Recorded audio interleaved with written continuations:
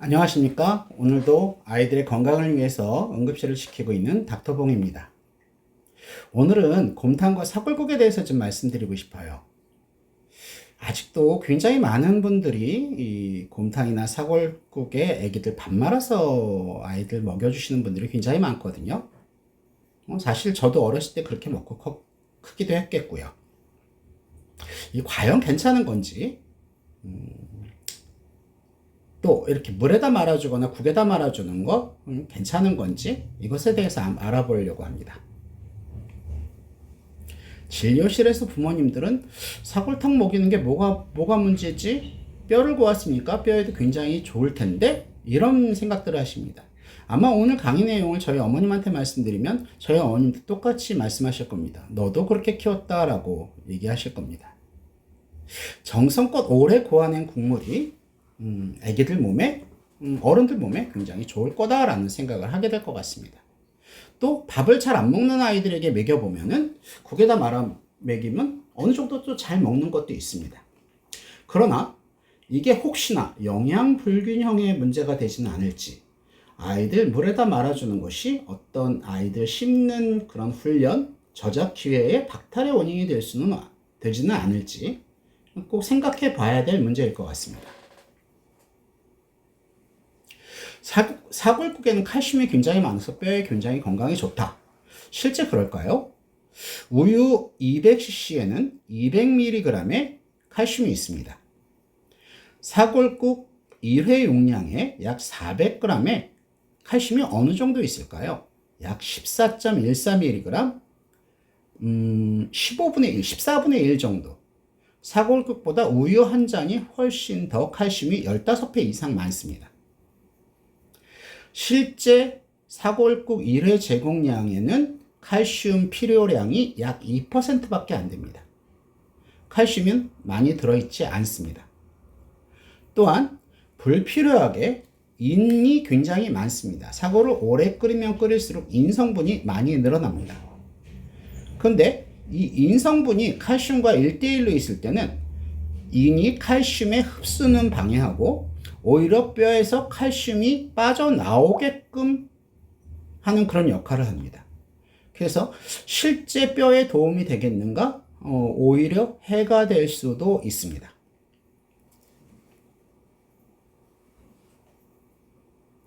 나트륨도 함량이 아기들이 돌에서 두 돌까지는 약 800mg 정도의 나트륨 섭취를 권장합니다.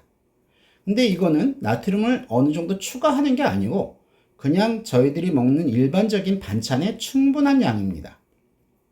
그런데 이 사골탕이나 곰탕에는 기름 성분이 너무 많고 또한 이 맛을 내기 위해서 소금을 치게 되면 굉장히 나트륨 과다 섭취 위험이 있습니다. 지방은 굉장히 많습니다. 이 사골탕, 곰탕을 식혀서 보면은 그 위에 뜨는 기름을 걷어내도 그 남아있는 그 곰탕에만도 상당량의 포화지방이 많습니다. 또 이 사골탕, 곰탕이 맛이 조금 맹맹하기 때문에 소금, 간장을 보통 첨가하는 경우가 많은데 나트륨 과다 섭취의 위험이 있습니다. 우리에겐 간을 안 해주니까 괜찮습니다. 소금의 과다 섭취는 없을지 몰라도 지방의 과다 섭취는 분명히 있을 겁니다. 그 다음에 아이들이 이런 짠 국물 맛에 길들여지면 평생 계속 짠 음식 또 맹맹한 음식들을 잘 안 먹게 되는 그런 편식을 할 수 있고 나중에 고혈압이나 성인병의 원인이 될 수도 있습니다. 또한 너무 많은 지방 함량으로 인해서 소화 비만 및 고지혈증 위험군이 될 수도 있습니다. 아이들에게는 이 곰탕, 사골탕은 꼭 제한을 해야 될 것 같습니다. 더군다나 이 곰탕, 사골탕은 철분이 전혀 없습니다.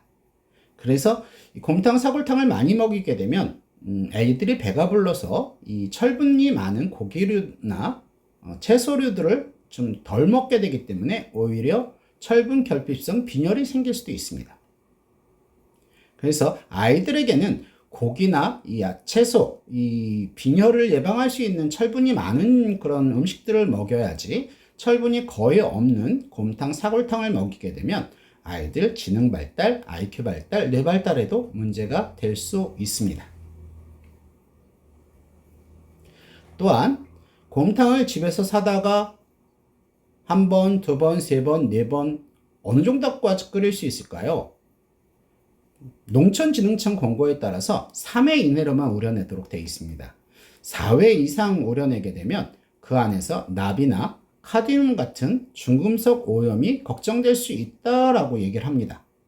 성인들은 큰 문제가 되지 않을 양일 겁니다. 하지만 체중이 작고 콩팥 기능이 약한 아이들에게는 굉장히 큰 부담이 되고 문제가 될 수가 있습니다. 혹시 먹이더라도 3번 이내로 우려내도록 권장합니다.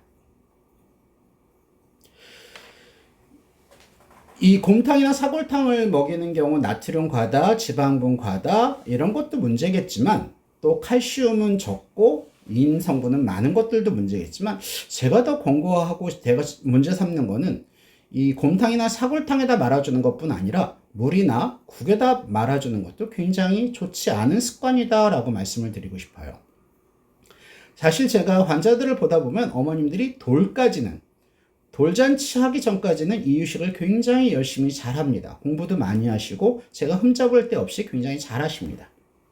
그런데 돌이 지나면 이상하리만큼 그 열심히 해온 이유식이 다 망가집니다. 그리고 2돌쯤 지나면은 저한테 와서 애기가 너무 밥을 안 먹어요. 편식이 심해요. 우리 아기가 잘 안 커요. 울면서 상담하십니다. 그 이유가 이 국이나 물에다 말아주거나 아니면 사골국, 곰탕 같은 데다 밥을 말아주는 게 문제는 아닐까. 일부 원인이 될 수 있다라고 생각합니다. 보통 9개월부터는 애들이 으깨서 먹을 수 있게끔 고형식을 주게끔 되어 있습니다. 아기들이 손으로 잡아 먹을 수 있는 핑거푸드도 만들어주라고 되어 있습니다. 여러 가지 텍스처, 여러 가지 질감을 느끼면서 아이들의 뇌발달, 저작근육 발달, 그런 또 편식 예방하기 위한 다양한 그런 음식들을 섭취해보는 그런 경험을 알려주라고 돼 있는데 어머님들이 12개월이 넘어가면 그때부터는 이제 이유식은 끝났다라는 생각에 이 고형식을 점점점 다시 부드러운 음식으로 물에다 말아주거나 국에다 말아주는 경우들이 많이 있습니다. 원래 9개월에서 18개월쯤 되면은 아이들이 으깨서 먹거나 회전으로 어금니로 꼭꼭 씹어서 먹는 그 연습을 해야 되는 과정입니다. 이 시기에 다양한 질감에 노출되지 않으면 아이들은 익숙해져 있는 음식만 섭취하려고 듭니다. 그래서 편식이나 섭식장애가 발생할 확률이 굉장히 커집니다. 아이들이 음식을 씹어서 먹는 것은 절대 저절로 생기는 게 아니고 당연히 생기는 게 아니고 학습과 훈련이 필요합니다. 국에다 밥 말아 먹는 게 뭐가 문제냐라고 얘기를 하는데 음식을 씹어서 꼭꼭 씹어서 먹게 되면 침과 함께 섞여서 1차 입안에서 소화가 되면서 넘어갑니다. 그리고 근육 운동이 됩니다. 그러나 그냥 꿀꺽꿀꺽 삼킬 수 있는 씹지 않고도 삼킬 수 있는 음식을 주면 아이들 저작근육 발달도 되지 않고 또 그로 인해서 나중에 언어 발달에도 문제가 될 수 있고 또 음식을 먹이는 시간이 굉장히 짧아짐으로 인해서 아이들이 충분히 먹었음에도 불구하고 포만 중추가 만족하지 못하게 되는 비만의 원인이 될 수도 있습니다. 여러 가지로 아이들이 이 9개월 이전에라면 문제가 없겠지만 점점 몸무게는 커지고 씹어서 먹을 수 있는 아이들임에도 불구하고 계속 그러니까 유동식으로 삼키는 음식을 먹이게 되면 칼로리도 부족하고 그 저작 근육도 문제가 되고 아이들이 편식을 할 수 있는 새로운 어떤 여러 가지 질감의 음식물을 섭취할 기회를 빼앗길 수 있는 가능성이 있습니다. 구강 운동 기능에 미치는 영향. 단단한 음식을 씹지 않으면 턱의 안정성 발달도 저해하고 혀를 좌우로 움직이면서 어금니로 음식을 보내는 훈련도 부족해지고 나중에 조음기관, 말을 하게 되는 언어 발달의 근력 발달과도 간접적으로 연관성이 있습니다. 돌 이후에도 음식을 씹지 않고 삼키거나 뱉는 아이들은 반드시 식단을 점검해야 될 필요가 있습니다. 편식은 국물에 밥을 말아 먹이면 씹는 훈련이 부족하고 그러면 여러 가지 질감 있는 음식들을 거부하고 익숙한 음식을 먹으려고 하고 그렇게 됨으로써 고기나 채소를 섭취가 감소되고 그래서 어쩔 수 없이 다시 부드러운 국물이나 죽에 의존하게 되고 이렇게 돼서 아이들이 결국은 까다로운 식성, 편식을 가지게 되는 겁니다. 아이들이 식사 시간이 10분 이내로 짧으면 부모님들은 어쩌면 편하실 수도 있겠지만 아이들이 빨리 삼킴으로써 아이들의 포만중추도 만족하지 못하고 계속 먹게 되는 문제가 생길 수도 있고 고기나 질긴 채소는 뱉어내거나 입에 물고만 있고 삼키지 않으려고 하고 국물이 없으면 밥을 먹으려 하지 않는 경우도 있고 밥을 미리 국에다 말아서 주는 경우에는 아이들이 이 새로운 음식들을 먹을 수 없게끔 되는 또 입안에서의 1차 소화 과정도 문제가 될 수 있습니다. 만약에 이런 문제점들이 있을 때는 다시 처음부터 이유식을 한다라는 생각으로 죽부터 진밥, 된밥으로 점점 고용식을 늘려서 아이가 차츰차츰 씹어서 넘길 수 있도록 훈련을 다시 시켜주셔야 합니다. 이 곰탕이나 사골탕 같은 경우는 12개월 이전에는 절대로 안 되고 12개월 이후에는 될 수 있으면 한 달에 2-3번 정도로 별미로 가끔가다 제공을 하고 2돌 이전에는 절대로 간을 해서는 안 되고 기름기는 될 수 있는 한 완전히 제거하고 밥은 국에다 말지 말고 국과 밥을 따로 제공을 해주시고 국물만 주지 말고 될 수 있으면 국 건더기, 애호박이라든지 두부 같은 것들을 많이 넣어서 어떻게든 아이가 씹어서 넘길 수 있도록 유도해 주는 것이 중요할 것 같습니다.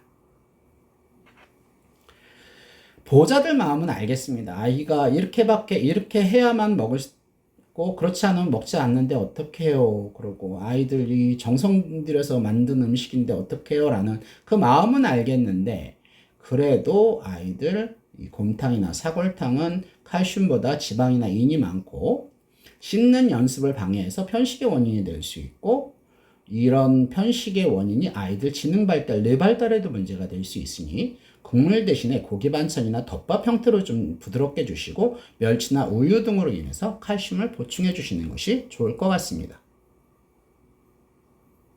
사골국이 뼈에 좋다는 건 정말 옛날 말입니다. 실제로는 칼슘이 적고 씹는 걸 싫어하게 만들 수 있습니다. 철분과 단백질이 풍부한 씹어먹는 고기가 아이들에게 필요합니다. 국물은 목을 축이는 용도로만 조금만 주시고 건더기 위주로 자꾸 먹게끔 훈련을 시켜주세요. 아이들이 국 없이는 밥을 안 먹어요. 이제부터라도 훈련을 하셔야 됩니다. 턱 근육의 발달할 기회를 놓치게 되고 그럼으로 인해서 나중에 언어 발달에도 문제가 될 수 있습니다. 처음에는 밥 먹는 양이 좀 줄더라도 밥과 국은 분리해 주시는 게 좋겠습니다. 이 국물에 익숙해지면 나중에 학교 급식이나 일반 식사에 적응하기가 점점점 더 힘들어집니다. 이 사실을 안 지금이 바로 잡을 골든타임입니다.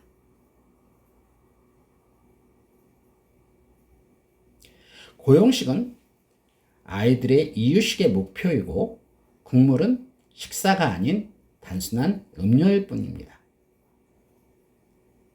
사골국은 될 수 있으면 피해 주시고 나트륨 조절에 주의가 필요하고 구강운동 발달을 열심히 시키셔서 씹어 삼킬 수 있게끔 훈련을 시켜주시고 절대 밥 말아서 먹이지 말고 건더기 위주로 단단한 음식을 씹을 수 있게끔 어머님들이 훈련시켜 주시면 아이들 지능 발달에도 도움이 되고 아이들 성장에도 큰 도움이 될 수 있을 것 같습니다.